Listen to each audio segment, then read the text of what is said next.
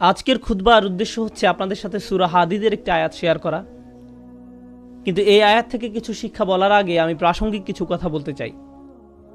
সূরা হাদীদের মাঝখানে আল্লাহ বিচার দিবসের একটি চিত্র তুলে ধরেছেন। বিচার দিবস এমন একটা বিষয় যা নিয়ে আল্লাহ কোরআনে বহু জায়গায় আলোচনা করেছেন। সাধারণত তিনি যখন এই সম্পর্কে বলেন, তিনি বিশ্বাসীদের সম্পর্কে বলেন যারা জান্নাতের দিকে ধাবমান, এবং তিনি অবিশ্বাসীদের সম্পর্কে বলেন যারা জাহান্নামের দিকে অগ্রসর হচ্ছে। কিন্তু আলোচ্য অংশে একটি ব্যতিক্রমী চিত্র তুলে ধরা হয়েছে। এখানে আল্লাহ বিশ্বাসী এবং অবিশ্বাসীদের তুলনা করার পরিবর্তে তিনি বিশ্বাসী এবং মুনাফিকদের তুলনা করেছেন। আল্লাহ যেন আমাদেরকে তাদের অন্তর্ভুক্ত না করেন। আল্লাহ বিশ্বাসীদের বিপরীতে অবিশ্বাসীদের তুলনা করার পরিবর্তে বিশ্বাসীদের বিপরীতে এমন লোকদের তুলনা করেছেন যারা মনে করত যে তাদের ঈমান রয়েছে, অথবা ভান করত যে তারা মুসলিম, অথবা তাদের ঈমান রয়েছে, কিন্তু বিচার দিবসে আল্লাহর কাছে এই ঈমানের কোনো মূল্য থাকবে না। এরাই হলো মুনাফিক। আল্লাহ যেন আমাদেরকে তাদের অন্তর্ভুক্ত না করেন। সূরা হাদীদের এই আলোচ্য অংশটি আমাদের জানা খুবই জরুরি, কারণ এই অংশটি আমাদের জানায় যে বিচার দিবসে কিভাবে এই দলের অন্তর্ভুক্ত হওয়া থেকে রক্ষা পাওয়া যায়। সংক্ষেপে বলতে গেলে কিয়ামতের দিন বিশ্বাসীরা যখন দাঁড়াবে, রাসূল সাল্লাল্লাহু আলাইহি সাল্লাম তাদের দেখতে পাবেন। ইয়াউমা তারা, তিনি দেখতে পাবেন মানে রাসূল সাল্লাল্লাহু আলাইহি সাল্লাম দেখতে পাবেন আল মুমিনিনা ওয়াল মুমিনাত, বিশ্বাসী নারী এবং পুরুষদেরকে। ইয়াসআ নূরুহুম বাইনা আইদিহিম ওয়া বিআইমানিহিম, তাদের সম্মুখ ভাগে এবং ডান পাশে তাদের নূর ছোটাছুটি করবে। এর মানে হলো ঈমানদার পুরুষ এবং ঈমানদার নারীদের হৃদয় থেকে এবং ডান হাত থেকে জ্যোতি বিচ্ছুরিত হবে। এই আলোটি কেন জরুরি? কারণ আল্লাহর প্রতি আপনার আমার ঈমান যদি অকৃত্রিম হয় এবং বিশ্বাস দৃঢ় হয়, কিয়ামতের দিন এই বিশ্বাস জ্যোতিতে রূপান্তরিত হয়ে দীপ্তি ছড়াবে। আর এই বিশ্বাস দুনিয়াতে আমার কর্মকে প্রভাবিত করেছে। আমার হাতের সেই কাজগুলোই কিয়ামতের দিন আলোতে রূপান্তরিত হবে। সেদিন আমাদের কাছে দুটো আলো থাকবে। শেষ বিচারের দিনটি হবে নিকষ কালো একটি দিন। আধারে ঢাকা বিস্তীর্ণ পথ পাড়ি দিয়ে আমাদেরকে জান্নাতে পৌঁছাতে হবে, এবং সুদীর্ঘ পথ পাড়ি দিতে সবার আলো প্রয়োজন হবে। কিছু কিছু ব্যক্তির আলো হবে অনেক প্রখর। রাসূলুল্লাহ সাল্লাল্লাহু আলাইহি সাল্লাম বলছেন তাদের আলো এত লম্বা হবে যে সেই আলো এক শহর থেকে আরেক শহর পর্যন্ত বিস্তৃত হবে। আবার কারো কারো আলো হবে অত্যন্ত অনুজ্জ্বল। সেই টিমটিমে আলোতে নিজের পা কোথায় ফেলছে কোনো মতে সেটুকুই শুধু দেখা যাবে। তাহলে মানুষ বিভিন্ন মাত্রায় আলো নিয়ে যখন জেগে উঠবে এবং জান্নাতের পথে যাত্রা শুরু করবে, তখন আল্লাহ তাআলার পক্ষ থেকে অভিনন্দন জানানো হবে, কারণ অন্তত তাদের নিজস্ব কিছু আলো রয়েছে। আর অনেকের তো কোনো আলোই নেই, তাই তাদের জান্নাতে যাওয়ার কোনো সুযোগ নেই। আল্লাহ বলবেন, বুশরাকুমুল ইয়াউম জান্নাতুন তাজরি মিন তাহতিহাল আনহার, আল্লাহ বলবেন আজ তোমাদের জন্য সুসংবাদ জান্নাতের, যার তলদেশ দিয়ে নদী প্রবাহিত। তোমাদের সামনেই এটা আছে, হাঁটতে থাকো, চলতে থাকো। পরবর্তী আয়াতে আল্লাহ অন্য একদল লোকের কথা বলেন যারা জেগে ওঠার পর গভীর বিস্ময় আবিষ্কার করবে পথ চলার জন্য তাদের নিজস্ব কোনো আলো নেই। চারপাশ গভীর অন্ধকার, বহু দূরে তারা দেখবে কিছু আলো। আপনারা দৃশ্যটা কল্পনা করতে পারেন, চারপাশ গভীর অন্ধকারচ্ছন্ন, আর বহু দূর থেকে তারা দেখবে কিছু মানুষ আলো নিয়ে এগিয়ে যাচ্ছে। তারা হয়তো মানুষ দেখতে পাবে না, শুধু আলোর বিচ্ছুরণ দেখা যায়। তখন তারা ভাববে আমাদেরকে দ্রুত তাদের কাছে পৌঁছতে হবে, কারণ আলোটা ধীরে ধীরে হারিয়ে যাচ্ছে। তো সেই মুনাফিকরা কিয়ামতের দিন এইরকম একটি তমসাচ্ছন্ন পরিস্থিতিতে জেগে উঠবে, আর তারা বিশ্বাসীদের আলো দেখে তাদের ধরার চেষ্টা করবে, কারণ তাদের নিজস্ব কোনো আলো থাকবে না। তারা জেগে উঠে গভীর বিস্ময় আবিষ্কার করবে তাদের সাহায্য করার মতো কিছুই নেই। ইয়াকুলুল মুনাফিকুনা ওয়াল মুনাফিকাত লিল্লাযিনা আমানু নযুরুনা নাকতাবিস মিন নূরিকুম, যেদিন মুনাফিক পুরুষ এবং মুনাফিক নারীরা মুমিনদেরকে বলবে তোমরা আমাদের জন্য অপেক্ষা করো, আমরাও কিছু আলো নিব তোমাদের জ্যোতি থেকে, আমরাও কিছু আলো নিব তোমাদের জ্যোতি থেকে। ইকতিবাস শব্দ দ্বারা বোঝায়, যেমন আগের দিন আপনার হাতে মশাল থাকতো আর অন্যজনের আগুন থেকে নিজের মশাল জ্বালিয়ে নিতেন, সেরকম। তাই তারা ভাবলো আমরা তোমাদের থেকে কিছুটা আলো ধার নেব, তোমাদেরটা নিয়ে যাব না, একটু থামো, আমাদেরকে সাহায্য করো। তখন মুনাফিকদেরকে বলা হবে ইরজিউ ওয়ারাআকুম, তোমরা পিছনে ফিরে যাও, পিছনে ফিরে যাও ফালতামিসু নূরা, এবং আলোর খোঁজ করো, আমরা তোমাদের সাহায্য করব না। হাসরের ময়দান হচ্ছে এমন ভয়াবহ একটি জায়গা যেখানে জন্মদাত্রী মা নিজ সন্তানকে পর্যন্ত অগ্রাহ্য করবে। ভাই বোন, স্বামী স্ত্রী, বাবা মা, আত্মীয় স্বজন, প্রাণের বন্ধু, এই সব পার্থিব সম্পর্কগুলো ছিন্ন হবে। প্রতিটি মানুষ শুধুমাত্র নিজেকে বাঁচাতে উদ্বিগ্ন থাকবে, কেউ এমনকি পিছনে ফিরেও তাকাবে না।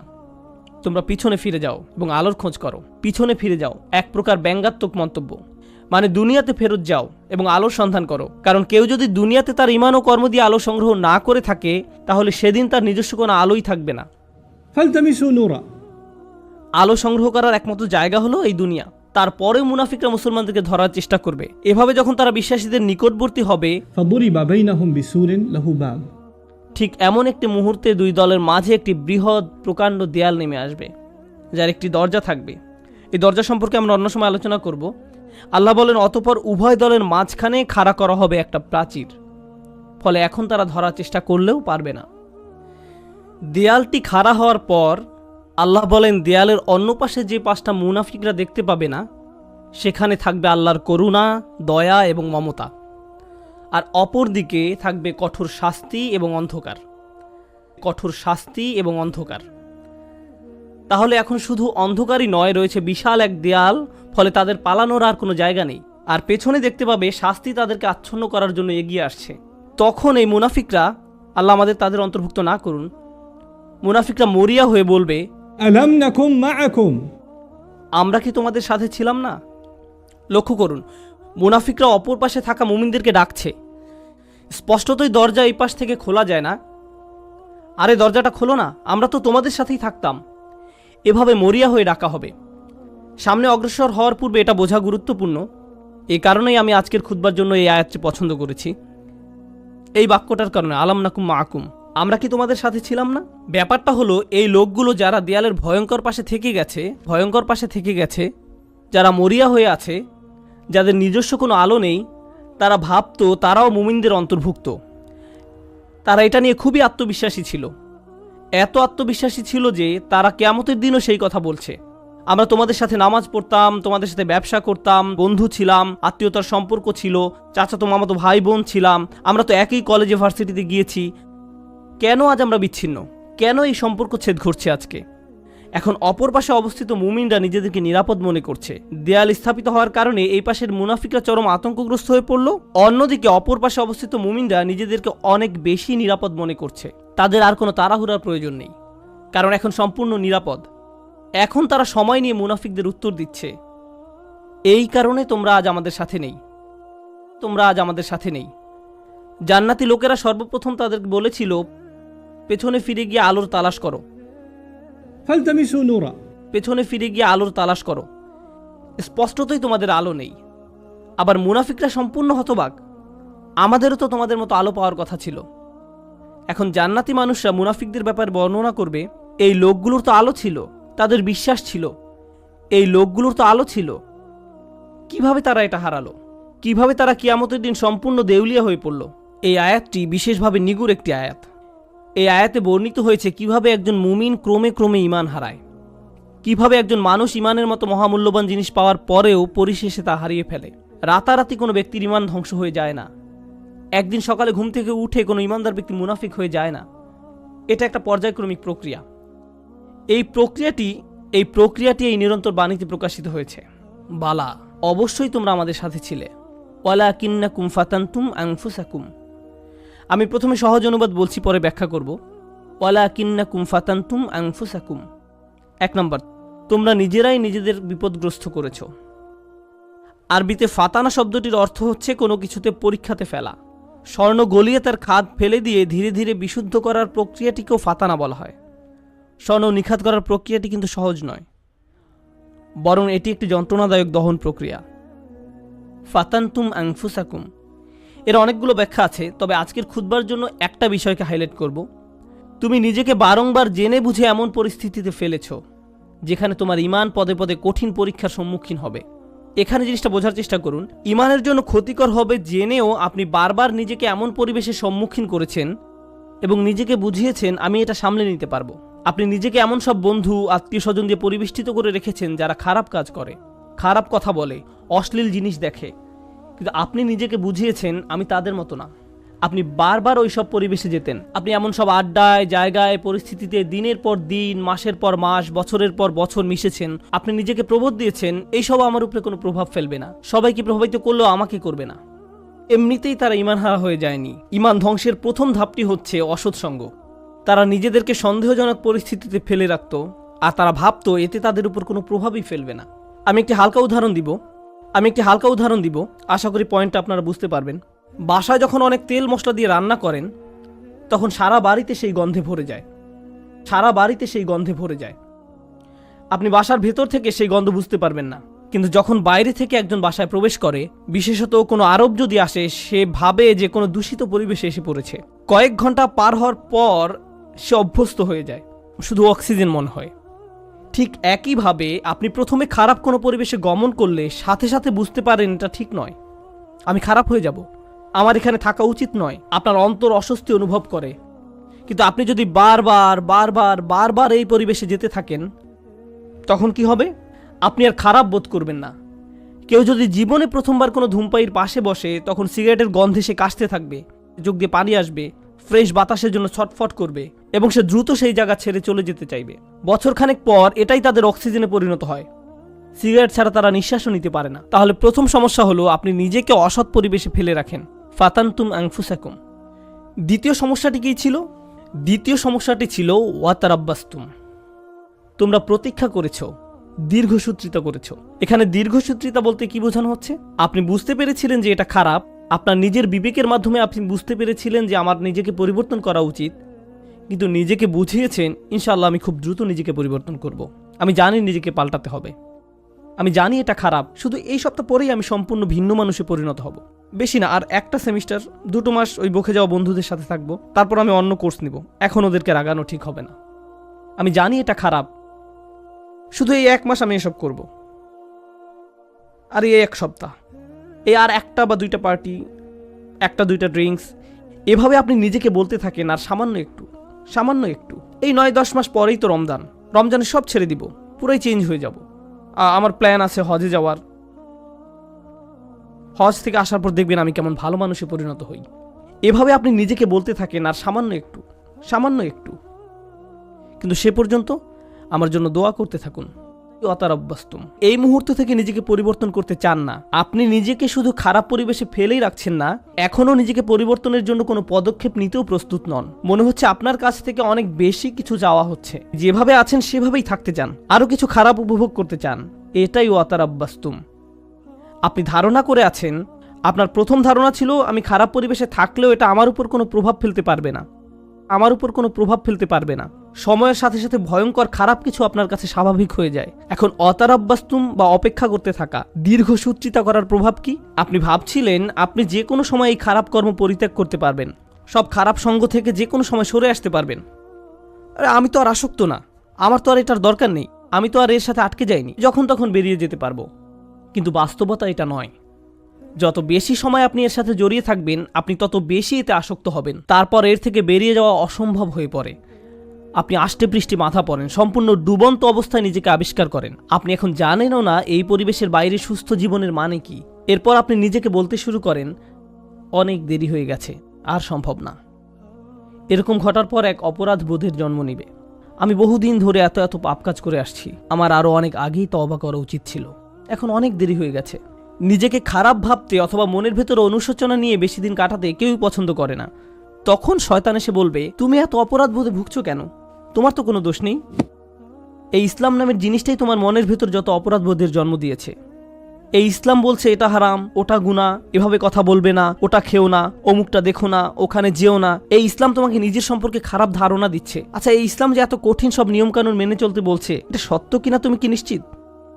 শয়তানের ওয়াসওয়াসা শুনে বিভ্রান্ত ব্যক্তি ভাবতে থাকে,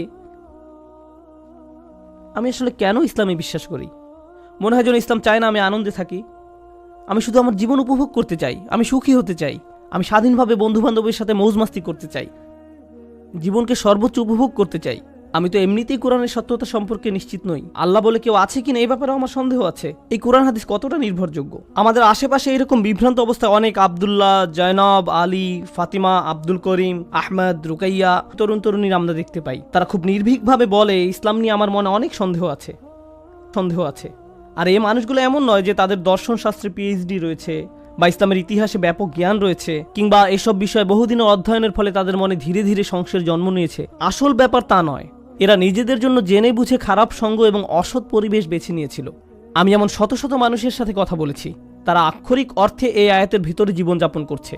তোমরা নিজেরাই নিজেদেরকে বিপদগ্রস্ত করেছো, প্রতীক্ষা করেছো, সন্দেহ পোষণ করেছো এবং অলিক আশার পেছনে বিভ্রান্ত হয়েছ। অবশেষে আল্লাহর আদেশ এসে পৌঁছেছে। তারপর এক সময় তারা ধর্ম নিয়ে সন্দেহ পোষণ করতে থাকে, কিন্তু তাদের এই সন্দেহের সাথে যুক্তি বা বুদ্ধির কোনো সম্পর্ক নেই। ওয়ারতাবতুম, সন্দেহ পোষণ করেছে। জানেন সন্দেহ কি করে? সন্দেহ প্রথমে তাদের ইসলামের গণ্ডি থেকে বের করে দিবে। তারা এভাবে নিজেকে সান্ত্বনা দিবে, এটা তো আসলে পুরোপুরি সত্য না, সুতরাং এটা না মানার কারণে আমার খারাপ অনুভব করার দরকার নেই। যখন তাদের মনে সন্দেহ দানা বাঁধতে থাকে এবং সময়ের সাথে সাথে সেই দানা দেয়ালে পরিণত হয়, তখন তারা এই দেয়ালের আড়ালে নিজেকে লুকাবে এবং নানা প্রকারের অনৈতিক কাজের বৈধতা দেবে। একবার যখন তারা এই পর্যায়ে এসে উপনীত হবে, তখন দুটো জিনিস তাদের কাছ থেকে তুলে নেওয়া হবে। জান্নাতের আকাঙ্ক্ষা কেড়ে নেওয়া হবে, আল্লাহর সন্তুষ্টি লাভের আকাঙ্ক্ষা কেড়ে নেওয়া হবে, অন্তরে সেই বিশেষ নূর ধারণ, স্পৃহা, এইসব কিছু চাওয়ার বাসনা হারাবে। তাদের এই দুনিয়াতেই সেটা নেই। যে লোক আল্লাহর নিকট থেকে সেই সফলতা পেতে চায়, আল্লাহ তাদেরকে এই দুনিয়াতেই তা দিবেন, কিন্তু সেই আকাঙ্ক্ষা তো এখন আর অবশিষ্ট নেই। তাদের এই সম্পর্কে সন্দেহ রয়েছে। 2 নাম্বার, জাহান্নামের ভয় হারাবে। এই দুইটা জিনিস তারা হারাবে, আল্লাহর সন্তুষ্টি লাভের প্রত্যাশা এবং জাহান্নামের আতঙ্ক। এই ব্যক্তির কাছে এখন কিয়ামত বা বিচার দিবসের কোনো মূল্য নেই। কেউ তার সামনে জান্নাত, জাহান্নাম, শেষ বিচারের কথা বললে এটা তার কাছে তামাশা মনে হয়, এবং এমনকি এইসব নিয়ে হাসি ঠাট্টা করবে। যখন কারো অন্তর থেকে আখিরাতের প্রাপ্তির আশা হারিয়ে যায় এবং জাহান্নামের শাস্তির ভয় মন থেকে দূর হয়ে যায়, তখন কি হয় জানেন? তখন তার কাছে শুধু একটা জিনিসই গুরুত্ব পায়, দুনিয়া। মনে প্রাণে পুরোপুরি দুনিয়ামুখী হয়ে যায়। যেহেতু পরকাল বলে কিছু নেই, তাই এই দুনিয়াতেই যা কিছু করার পাবার জন্য মরিয়া হয়ে যেতে হবে। অর্থ, বিত্ত, সাফল্য, সম্পদ, জনপ্রিয়তা, বিনোদন, মৌজ মাস্তি, সব ধরনের ম্যাটেরিয়াল থিং যে কোনোভাবে যে কোনো পথে অর্জন করাটাই মুখ্য ব্যাপার হয়ে দাঁড়াবে।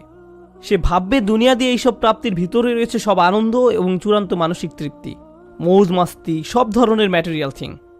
তাই পরবর্তী ধাপটা হচ্ছে অগর্রাতকুমুল আমানিয়্যু, অলিক আশার পেছনে বিভ্রান্ত হয়েছে।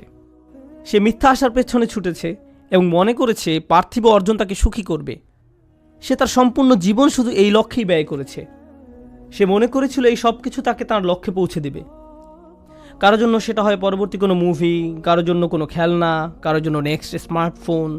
যেমন কোনো স্টার ওয়ার মুভি বের হলে টিকিটের লাইনে হজের ভিসার লাইনের চেয়েও লম্বা লাইন হয়, কারণ তাকে এখনই এটা দেখতে হবে, এখনই এটা দেখতে হবে।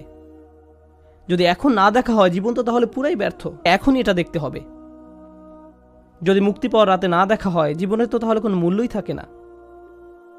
তাই এখনই দেখতে হবে। এরপর সে ভেবেছিল এই মুভি দেখলে তা হয়তো তাকে এক ধরনের মানসিক পরিপূর্ণতা দিবে, যা সে কোথাও পায়নি।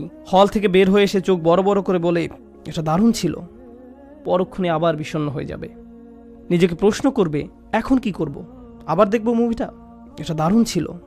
প্রথমবারের মতো অতটা ভালো না লাগলেও মোটামুটি ভালো লাগবে, কারণ যে জিনিসটা তাদের প্রকৃত শান্তি দেওয়ার কথা, আল্লাহর সন্তুষ্টির অন্বেষণ, সেটা তো আর জীবনের লক্ষ্য নয়। সেই ইচ্ছাটাও আর অবশিষ্ট নেই। অগর্রাতকুমুল আমানিয়্যু হাত্তা জাআ আমরুল্লাহ, অবশেষে আল্লাহর আদেশ এসে পৌঁছেছে। বিশ্বাসীদের মতে এটাই ছিল তার জীবন। মুমিনরা বলবে এটাই তার জীবন, যারা তাদের ঈমান হারিয়ে ফেলেছিল, যেটা শুরু হয়েছিল আপাত দৃষ্টিতে একটা ছোট পদক্ষেপ থেকে, অসৎসঙ্গ, এবং সেখান থেকে এটা একটা অটোমেটিক ডাউনওয়ার্ড স্পাইরাল সিঁড়ি, শুধুই নিচের দিকে নেমে যাওয়া। তারপর তার মনে সন্দেহ দানা বাঁধতে শুরু করে। এরপর সে তার গোটা জীবন শুধু কামনা বাসনা চরিতার্থ করে এবং দুনিয়াবি অর্জনের পিছনে ব্যয় করে। অগররকুম বিল্লাহিল গরুর।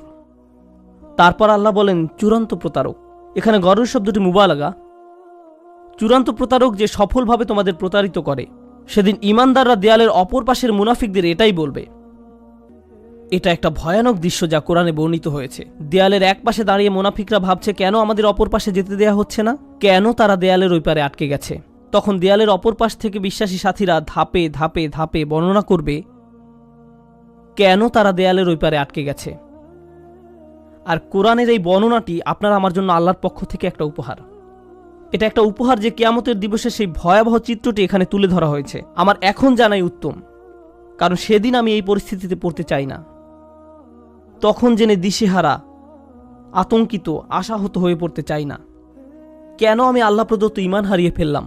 আপনারা যারা এখানে বসে আছেন, সকল ঈমানদারের অন্তরে আল্লাহ আলো দিয়েছেন। আল্লাহ আমাদের এটা দিয়েছেন। এখন প্রশ্ন হচ্ছে, আমরা এই নূরকে অন্তরে ধারণ করতে পারছি কিনা। আমাদের নিজেদের দিকে তাকিয়ে দেখতে হবে আমরা কোথায় আছি। কেউ কেউ হয়তো অসৎ সঙ্গের ফিতনার সাথে জড়িয়ে আছি। হতে পারে আপনি মাত্র প্রথম ধাপে আছেন আর ভাবছেন যাক না আরও কিছুদিন। হয়তো এটা এমনও হতে পারে আপনি এখন শেষ ধাপে আছেন। তাই শুধু দুনিয়াবি জিনিসের মাঝেই আপনি চূড়ান্ত সাফল্য এবং মানসিক প্রশান্তি খুঁজে বেড়ান।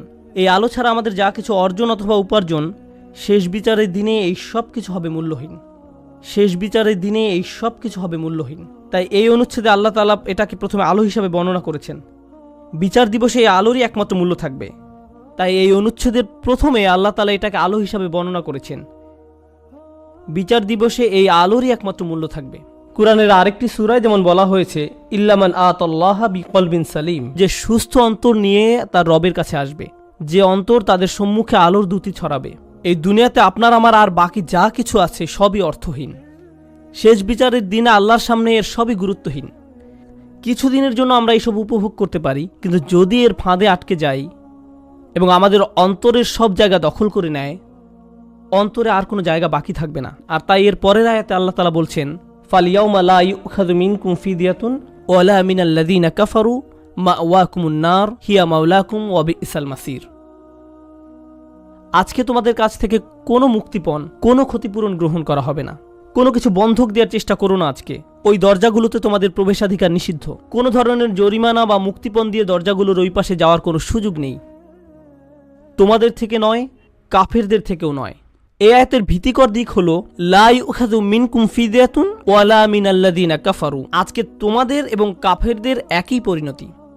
আপনি এবং কাফেররা আজ একই দলে পড়ে গেছেন। আমি তোমাদের নিকট থেকে কোনো মুক্তিপণ গ্রহণ করব না, কাফেরদের থেকেও নয়। তোমাদের সবার আবাসস্থল জাহান্নাম। কতই না নিকৃষ্ট এই প্রত্যাবর্তন স্থল। শেষ বিচারের দিবসের এই পূর্ণ চিত্রটি তুলে ধরার পর আল্লাহ সুবহানাহু ওয়া তাআলা এভাবে উপসংহার টানেন। আমিও এই আয়াত দিয়ে আজকের আলোচনা সমাপ্তি টানব এবং নিজেদের বারবার মনে করিয়ে দিব যে সেই নিম্নমুখী পথটি অনুসরণ করা যাবে না, এবং আমাদের অন্তরে যেটুকু ক্ষুদ্র আলো এখনো পর্যন্ত বর্তমান আছে তা কিভাবে দিন দিন আরও শক্তিশালী করব। আল্লাহ নিজেই বলেন আলাম ইয়ানিল্লাযীনা আমানু আন তাখশা কুলুবুহুম লিযিকরিল্লাহ, অর্থাৎ যারা মুমিন তাদের জন্য কি আল্লাহর স্মরণে এবং যে সত্য অবতীর্ণ হয়েছে তার কারণে হৃদয় বিগলিত হওয়ার সময় আসেনি? সত্যিকার অর্থে আল্লাহকে স্মরণ করলে অন্তর নরম হবে।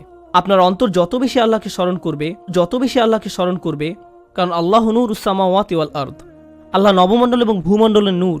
আল্লাহকে আমরা যত বেশি স্মরণ করব তত বেশি আমাদের অন্তরে নূর ধারণ করতে পারবো। তাই তিনি বলছেন আল্লাহকে স্মরণ করো। এরপর তিনি বলেন কিভাবে তুমি আল্লাহকে স্মরণ করবে। আরবিতে এটাকে আতফে বায়ান বলা হয়। ওয়া মা নাযালা মিনাল হক, যে সত্য অবতীর্ণ হয়েছে তার কারণে হৃদয় বিগলিত হওয়া উচিত। ওহির কারণে, কোরআনের কারণে। কোরআন নিয়ে গভীর চিন্তা করুন, কোরআনের মাধ্যমে আল্লাহকে স্মরণ করুন। যখন কোরআনের আয়াত তেলাওয়াত করবেন তখন কান্নাকাটি করুন। আল্লাহ যে উপহারটি আপনাকে দান করেছেন আপনার জীবনে তার অর্থ কি তা নিয়ে চিন্তা করুন। কোরআনেই শুধু আল্লাহকে জ্যোতি হিসাবে উল্লেখ করা হয়নি, কোরআনকেও জ্যোতি হিসাবে উল্লেখ করা হয়েছে। ফাআমিনু বিল্লাহি ওয়া রাসূলিহি ওয়া নূরিল্লাযী আনজালনা। কোরআনে শুধু আল্লাহকে জ্যোতি হিসাবে উল্লেখ করা হয়নি, কোরআনকেও জ্যোতি হিসাবে উল্লেখ করা হয়েছে। সরাসরি কোরআনকে নূর বা জ্যোতি বলা হয়েছে। অতএব তোমরা আল্লাহ, তার রসুল এবং অবতীর্ণ নূরের প্রতি বিশ্বাস স্থাপন করো। আপনার নিজের ব্যক্তিগত উন্নতির জন্য কোরআনের সাথে যে সময় ব্যয় করেন, যখন আমরা বসে কোরআন পড়ব, গভীরভাবে ভাবব যে আমাদের প্রভু আমাদের কি বলছেন, তাহলে এই অনুশীলন আমাদের হৃদয়কে আলোকিত করে তুলবে। আর আমাদের জীবনে এই আলোর চেয়ে দামি কোনো সম্পদের অস্তিত্ব নেই। আমরা এখন এর মূল্য বুঝতে পারছি না, কিন্তু সেদিন এর মূল্য বোঝা যাবে যেদিন আমাদের চারপাশ গহীন অন্ধকারে নিমজ্জিত থাকবে। আমাদের বক্ষ এবং ডান হাত থেকে নির্গত আলো ছাড়া আর কোনো আলো থাকবে না, কোনো আলো থাকবে না। ولا يكونوا كالذين أوتوا الكتاب من قبل فطال عليهم الأمد فقست قلوبهم وكثير منهم فاسقون। তারা তাদের মতো যেন না হয় যাদেরকে পূর্বে কিতাব দেয়া হয়েছিল, তাদের উপর সুদীর্ঘ কাল অতিক্রান্ত হয়েছে, তাদের অন্তঃকরণ কঠিন হয়ে গেছে। তাদের নিকট কিতাব ছিল কিন্তু তারা এর কোনো মূল্য দেয়নি। এটা সম্ভব যে কোনো জাতির নিকট আল্লাহর কিতাব থাকতে পারে। আমাদের পূর্বে বিভিন্ন জাতির নিকট কিতাব ছিল, তাওরাত ছিল, ইনজিল ছিল, তাদের নিকট অনেক কিতাব ছিল, তারা সেটা থেকে কোনো উপকার গ্রহণ করেনি। লাম ইয়ান্তাফিউ মিনহা, তারা ওই বইগুলো থেকে কোনো উপকার নেয়নি। ওই কিতাবগুলো দিয়ে তাদের অন্তর আলোকিত করার কোনো চেষ্টা করেনি। হয়তো তারা ভুল উদ্দেশ্যে ওই বইগুলো ব্যবহার করেছিল, হতে পারে আনুষ্ঠানিকতা পালনের উদ্দেশ্যে করেছিল, হয়তো তারা মাঝে মধ্যে শুধু তিলাওয়াত করে আনন্দ নিত। আল্লাহর কিতাবকে তারা এমন বিষয়ে পরিণত করেছিল। কোরআনও আজ আমাদের নিকটে এমন হয়ে গেছে, শুধু বিয়ে শাদী অনুষ্ঠানে এটা তেলাওয়াত করি। আমাদের অন্তর বিগলিত করার জন্য আজ আমরা কোরআন অধ্যয়ন করি না। এটা ইতিহাসের এক নির্মম ট্র্যাজেডি যে মানুষ আল্লাহর কিতাব থেকে উপকৃত হয় না, অথচ যা এসেছিল মানুষের অন্তরকে কোমল করে কিয়ামতের দিন আল্লাহর সামনে দণ্ডায়মান হওয়ার জন্য প্রস্তুত করতে। আর তাই এটা এখন আপনার আমার দায়িত্ব। এজন্যই বলা হয়েছে ওয়ালা ইয়াকুনু কাল্লাযীনা উতুল কিতাবা মিন ক্বাবল ফাতালা আলাইহিমুল আমাদ ফাকাসাত কুলুবুহুম। তাদের অন্তঃকরণ কঠিন হয়ে গেছে। যখন তাদের অন্তর কঠিন হয়ে পড়ে তখন সেখানে কোনো আলো ঢুকতে পারে না। কিয়ামতের দিন সে অন্তর আপনার কোনো উপকার করবে না। ওয়া কাসীরুম মিনহুম ফাসিকুন, তাদের অধিকাংশই পাপাচারী। আল্লাহ আজ্জা ওয়া জাল্লা এই কয়েকটি আয়াতে একজন বিশ্বাসীর জীবনের অন্যতম গুরুত্বপূর্ণ একটি চিত্র তুলে ধরেছেন। আজকে আমি আপনি যে ঈমান ধারণ করি সেটা ধ্রুব নয়। আমাদের অন্তরে যে ঈমানের জ্যোতি দেওয়া হয়েছে সেটা আজীবন থাকবে এমন কোনো গ্যারান্টি নেই। আজকে আমার ঈমান আছে বলেই আমি নিরাপদ, সেটা ভাবার কোনো অবকাশ নেই।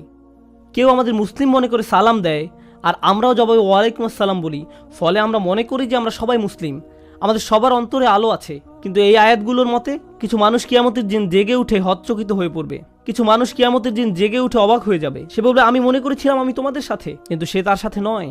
তাই ভালো হয় আমরা যদি এখনই বুঝতে পারি এটা স্বয়ংক্রিয় নয়, এটার গ্যারান্টি নেই। আপনাকে ব্যক্তিগতভাবে এর জন্য প্রচেষ্টা চালাতে হবে, আমাকে ব্যক্তিগতভাবে এর জন্য প্রচেষ্টা চালাতে হবে। বিচার দিবসে আপনার ঈমান যেমন আপনাকে সাহায্য করবে না, তেমনি আমার ঈমানও আপনাকে সাহায্য করবে না। আমরা সবাই নিজ নিজ চিন্তায় অস্থির থাকব, নিজেদের আলোর জন্য চিন্তা করব। ইরজিউ ওয়ারাআকুম ফালতামিসু নূরা, তোমরা পিছনে ফিরে যাও এবং আলোর খোঁজ করো। এখন আমরা একে অন্যের সাহায্য করতে পারি, এখন আমরা একে অন্যের ঈমান শক্তিশালী করার ক্ষেত্রে ভূমিকা রাখতে পারি, কিন্তু সেদিন আল্লাহর সাহায্য ছাড়া আর কোনো সাহায্য থাকবে না। আল্লাহ আজ্জা ওয়া জাল্লা আমাদেরকে তাদের অন্তর্ভুক্ত করুন যারা তাদের আলো সংরক্ষণ করবে। আল্লাহ আজ্জা ওয়া জাল্লা আমাদেরকে তাদের অন্তর্ভুক্ত করুন যারা দেয়ালের ক্ষতিকর পাশে থাকবে না। আল্লাহ আজ্জা ওয়া জাল্লা আমাদের নিজেদের এবং আমাদের প্রিয় মানুষদের মুনাফিকি থেকে রক্ষা করুন। আল্লাহ আমাদের অন্তরকে কঠিন হওয়া থেকে রক্ষা করুন। আল্লাহর স্মরণে এবং কোরআনের বাণীতে অন্তরকে আর্দ্র, নমনীয় এবং জ্যোতির্ময় করে দিন। বারাকাল্লাহু লি ওয়া লাকুম। আসসালামু আলাইকুম ওয়া রাহমাতুল্লাহ।